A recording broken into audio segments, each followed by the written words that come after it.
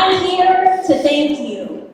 My name is Mosca, and I am founder and executive director of Leaders in Training, or LIT. Our vision is to empower first-generation college graduates who come back to their community and are the diverse leaders who change the world from East and North Las Vegas. Now, I don't want to keep you too long from sipping and shopping because, I'm part of that too. But it's important that I'm up here to thank you today because you are an integral part to our journey.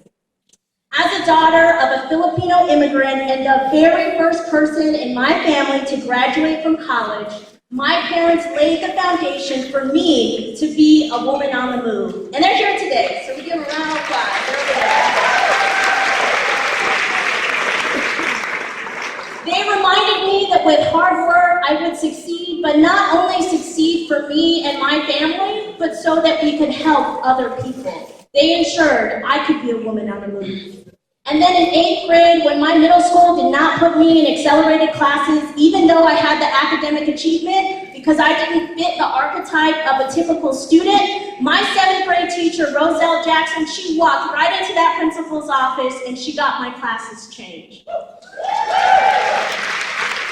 In the 11th grade, I went to my second high school and I joined a college access program for low-income youth. And my woman on the move there was Judy Hubler. She was my college mentor that helped me with college applications, scholarship applications, and financial aid applications. Because of her, I was able to go from California to Boston University, where I would graduate. Yeah, love you, yes!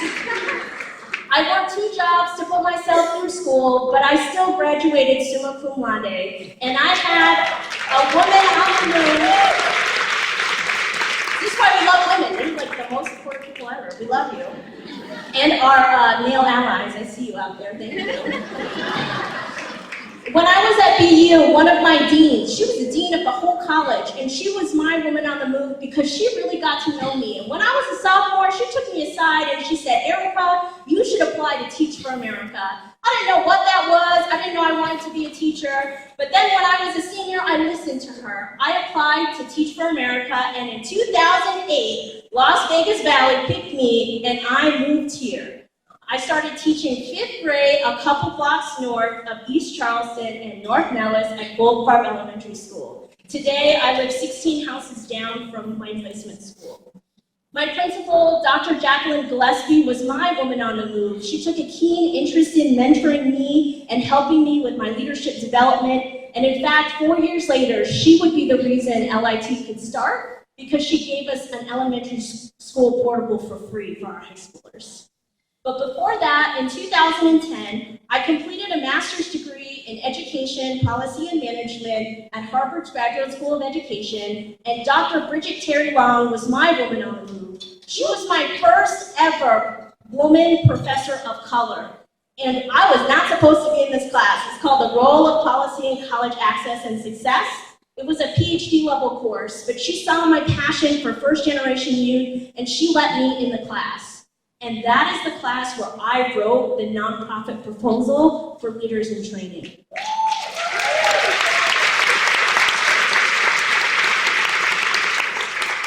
So then in 2011, she was of course my woman on the move. Allison Seraphin started working for then CCSD Superintendent Dwight Jones, and she got me to move back to be part of the leadership team. I would be moving back to my home for good.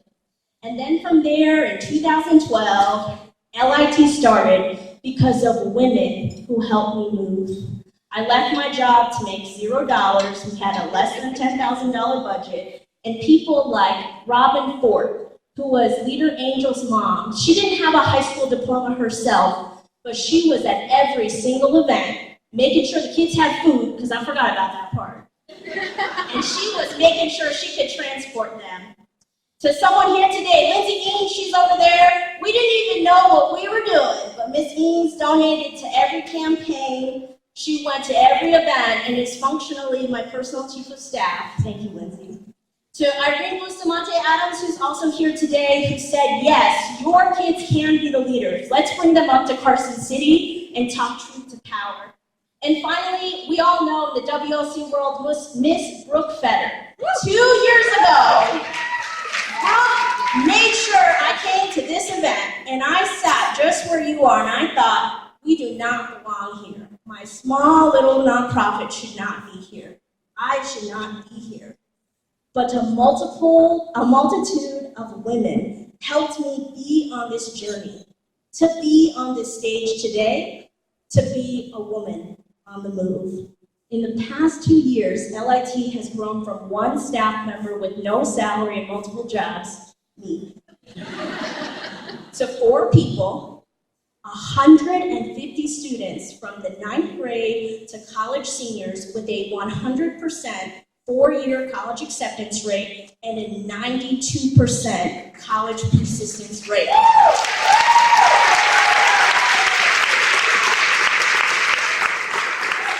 And we clap, but you're really clapping for you. That growth could only happen because of the Women's Leadership Council, because of all of you and your philanthropic dollars.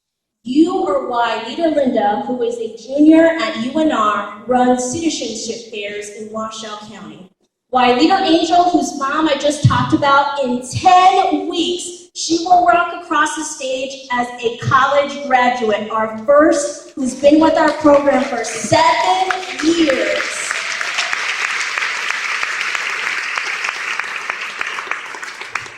And why Leader Adriana, as a 19-year-old single mother, is still enrolled full-time at UNLV and killing it. It's because of you. Because of you, this school year, I committed to becoming a WLC member myself. I paid the $1,500 contribution through a $125 monthly donation so I can be someone else's woman on the move. Thank you. Thank you for shaping my path to equitable opportunity and the thousands of women who will now be empowered to walk on that journey because of you. Thank you.